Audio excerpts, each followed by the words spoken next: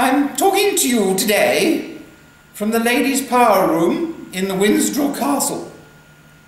My husband and I had a chicken tikka last night, which for those of you who don't know, is like a tikka but a little otter. As a result, one must keep well positioned near the throne room just in case. One has been on the throne for over 60 years, and we have sat 3 times already this morning. When I say we, I mean the royal we, and not the royal we as... oh, never mind. Enough about we. Let's talk about you. No, Philip, not the Chinese ambassador. That's who, not you. Oh, do shut up, Philip. If it were not for all of you here today, I would be talking to myself. So thank you for joining me. One understands that in today's modern society, we are all subject to laws, ordinances, and generally accepted rules, many of which I am personally responsible for. But one should not be reluctant to consider their relevance and applicability in the context of our daily lives. I recall a lesson given to me as a youngster by my tutor, the Vice Provost of Eton, about the famous Greek philosopher Socrates, who was widely lauded for his great wisdom and his scrupulous application of rules.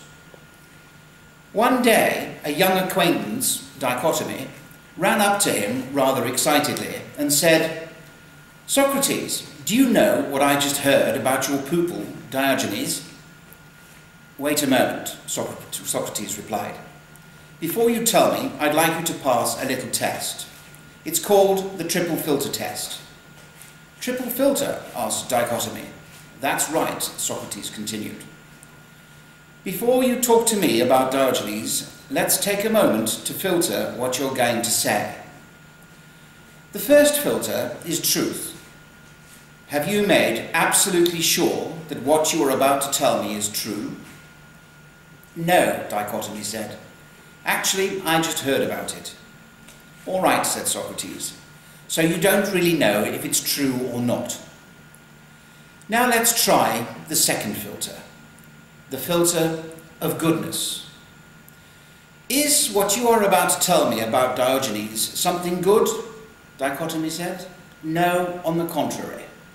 So Socrates continued, "You want to tell me something about Diogenes that may be bad, even though you're not certain that it's true?" Dichotomy shrugged, a little embarrassed. Socrates continued, "You may still pass the test though, because there is a third filter, the filter of usefulness. Is what you want to tell me about Diogenes going to be useful to me?" "No, not really," said Dichotomy. "Well," concluded Socrates, "if what you want to tell me is neither true, nor good, or even useful, why tell it to me at all, or anyone?" Dichotomy was left bewildered and ashamed. This is an excellent example of why Socrates was deemed such a great philosopher and held in such high esteem. It also explains why Socrates never found out that Diogenes was in fact shagging his wife. As I look back over the years or two since I spoke with you last, we had a wonderful Diamond Jubilee. We've had the most successful British Olympics of all time, and more recently there was the marvellous British Club Bahrain annual Birdman competition, where one jumps off a scaffolding with James Bond, far more dangerous than jumping out of a helicopter at the Olympics, I feel. The last time I was at the Birdman, Simon Cox was talking about getting a Labrador, which is all very well, but I can't help wondering about the risk, as so many of their owners seem to go blind. Corgis are just so much better. "Philip? Philip! Is that you or one of the Corgis?" Excuse me. And where was I? Ah, yes. We have seen some jolly good entertainment provided in the bars and on the stage at the club. There was that marvellous performance by Dame Dotty during the Christmas pantomime. And I must make a special mention for the Scouser jokes by the chairman, Well done you. Andrew once admitted to me that he was addicted to brake fluid, and when I later quizzed him about it, he said he could stop any time.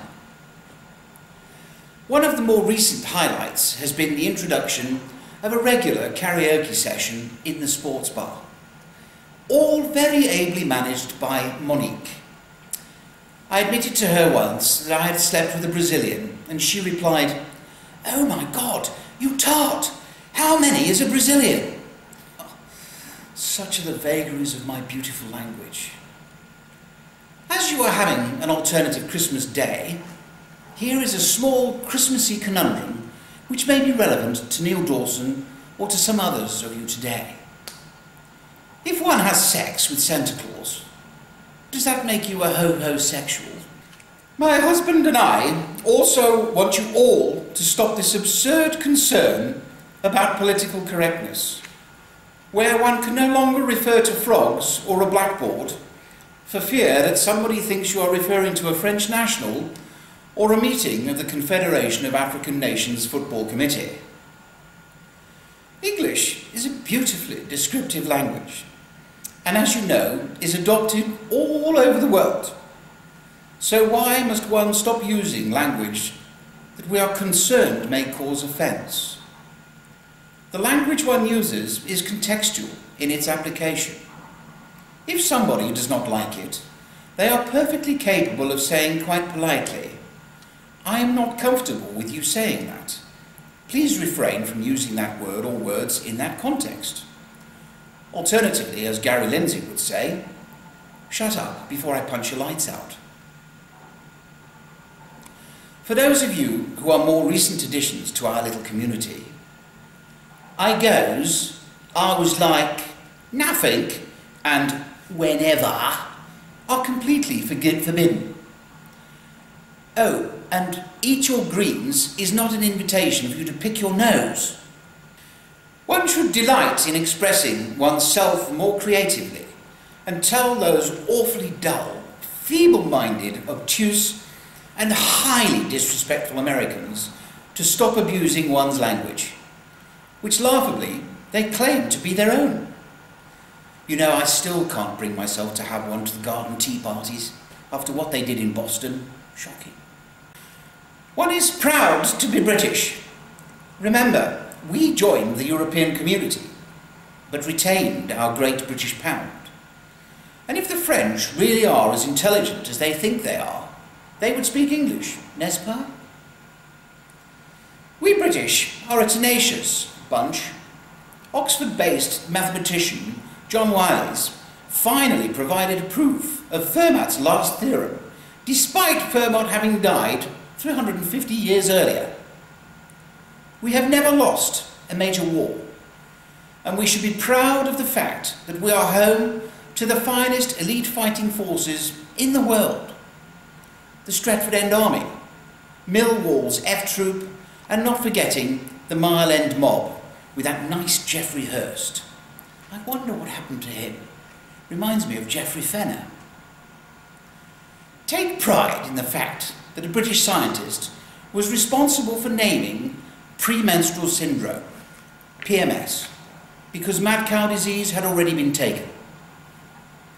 In closing, I want you all to remember that Great Britain has invented over 44% of the world's inventions that others now take for granted. Television, telephones, computers and iPods, the internet, fridges, the police force, jet-powered flight, radar, rubber tyres, trains and the underground, hovercraft, scuba gear, and not forgetting the Royal Navy, putting British seamen in great demand all over the world.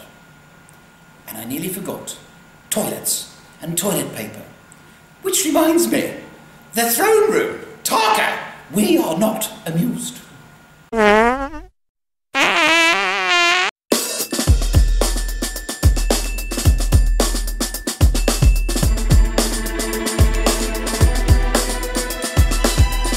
Action. and to tell people that people family. It just